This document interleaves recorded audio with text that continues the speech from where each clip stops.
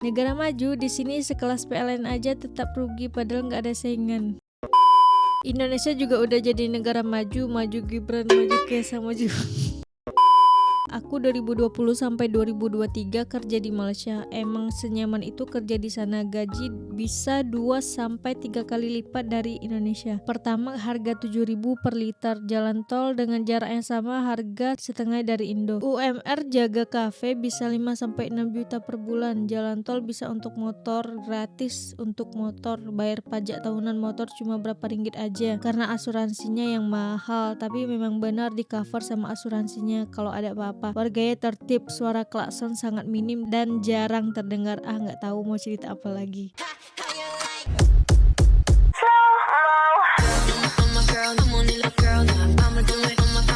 Assalamualaikum, Elsa di sini. Hai guys, hai semua, halo tetangga, gimana kabar teman-teman semua? Semoga sehat selalu, semoga bahagia selalu, dan semoga hari teman-teman semua selalu good day.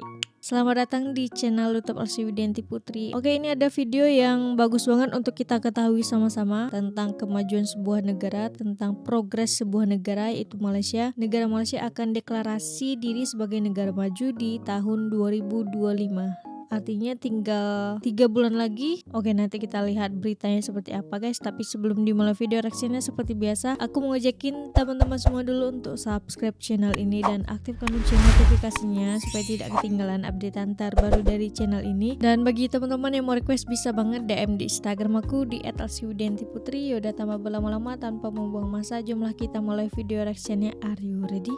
Let's go. Instagram bikin rame aja. Melaju 20 tahun lebih cepat dari Indonesia, Malaysia akan deklarasi diri menjadi negara maju mulai 2025. Oke, di pertumbuhan ekonomi ASEAN 6 di kuartal 1 dan 2 tahun 2024, Malaysia itu pada kuartal 1 sebesar 4,2%. Nah, ini tahun 2024 melonjak sangat-sangat signifikan di kuartal kedua sebesar 5,9%.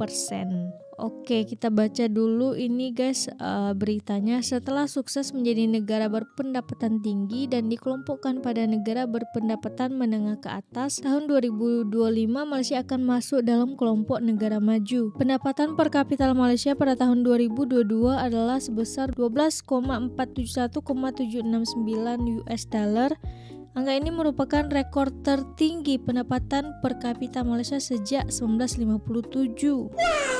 Jadi tidak heran dengan sumber daya manusia yang lebih mumpuni, status Malaysia sebagai negara maju diperkirakan akan disusul oleh Thailand hingga Filipina. Di sisi lain, Bank Dunia menurunkan peringkat Indonesia dari sebelumnya negara pendapatan menengah atas menjadi pendapatan menengah bawah. Hal ini karena adanya perubahan pada ketentuan ambang batas minimum yang ditentukan Bank Dunia. Pendapatan per kapita Indonesia juga ikut turun dari 4.050 menjadi 3.870 dan juga diprediksikan gagal untuk mencapai target pada tahun 2045, yaitu Indonesia Emas.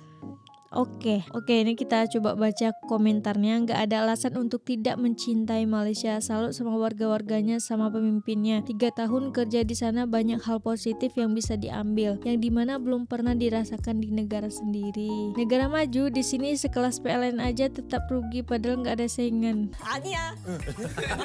Indonesia juga udah jadi negara maju, maju Gibran, maju Kesa, maju. Aku 2020 sampai 2023 kerja di Malaysia. Emang senyaman itu kerja di sana, gaji bisa 2 sampai 3 kali lipat dari Indonesia. Pertama, harga 7.000 per liter. Jalan tol dengan jarak yang sama harga setengah dari Indo. UMR jaga kafe bisa 5 sampai 6 juta per bulan. Jalan tol bisa untuk motor, gratis untuk motor. Bayar pajak tahunan motor cuma berapa ringgit aja karena asuransinya yang mahal, tapi memang benar di cover sama asuransinya kalau ada apa-apa. Warganya tertib, suara klakson sangat minim dan jarang terdengar. Nggak tahu mau cerita apa lagi. Wah, ini testimoni langsung dari orang yang udah lama bekerja di Malaysia guys. Mayoritas masyarakat Indonesia sangat menikmati budaya korupsi, jadi santai aja. Jangan dong, kita jangan biasain budaya korupsinya. Bodoh amat, orang Indonesia pengen kayak gini terus kok. Please jangan diusik budaya korupsi kami. Jangan dong. Jangan ya dek ya. Kita berharapnya Indonesia bisa bebas dari korupsi. Betul. Ini ada beberapa berita tentang negara Malaysia menuju negara maju 2025. Mari kita dengarkan sama-sama. Hubungan dan perpaduan kaum terus jadi asas utama dalam membina sebuah negara bangsa berjaya selaras dengan hasrat Malaysia mahu menjadi negara maju menjelang 2025. Pandangan itu dilontarkan Pensyarah Kanan Ilmu Kenegaraan dan Hubungan Etnik UTHM Kuhasnan Kuhalim yang mengharapkan perpaduan itu dikekalkan dan ditambah baik dalam pelbagai aspek kemanusiaan. Asasnya kita tahu bukan mudah untuk sebuah negara yang rencam pelbagai ini untuk menyatu dan berpadu. Tidak ada mentera sakti yang khusus untuk itu. Dan kalau kita lihat bagaimana kes-kes di negara yang bersifat pelbagai ini, mereka berhempas pulas membina, menstabilkan negara mereka dengan pendekatan tersendiri. Seperti mana kita lihat India, Pakistan, Indonesia, Bosnia, Burma, Thailand, Singapura dan juga Malaysia. Dan Malaysia itu memilih pendekatan akomodasi dan akulturasi dalam usaha membina negara dan bangsa idamannya. Dan teori kad etnik sentiasa laku dan seringkali diguna pakai dalam bicara wacana negara, khususnya apabila menjelang pilihan raya atau bersifat demam semusim, apabila kita berhadapan dengan senario ribut secawan kopi semenjak merdeka maupun pasca merdeka. Dan jelas status negara maju 2025 itu adalah merupakan satu penerusan Wawasan 2020 yang digagaskan oleh Perdana Menteri Malaysia kita Mutahir ini sewaktu beliau menjadi Perdana Menteri yang keempat. Antaranya yang dapat kita lihat bila bercakap tentang soal perpaduan dan kesepaduan itu, mewujudkan masyarakat bermoral, beretika, warga negara yang kukuh dalam nilai agama, kejiwaan didorong oleh tahap etika paling tinggi. Mewujudkan masyarakat liberal, bertolak ansur, rakyat bebas mengamalkan kepercayaan, kebudayaan, agama masing-masing dan pada waktu yang sama meletakkan kesetiaan mereka kepada satu negara. Malaysia mampu beralih kepada ekonomi berpendapatan tinggi antara 2024 hingga 2028 meskipun dicabar kesan pandemik COVID-19 dan kemelesetan ekonomi terburuk dekad ini. Ketua Ekonomi Kumpulan Bank Dunia Richard Rackett bagaimanapun berkata, negara perlu menjalankan reformasi lebih lanjut untuk berada setanding dengan kedudukan ekonomi berpendapatan tinggi dan maju lain. Malaysia needs to undertake reforms in 6 key areas.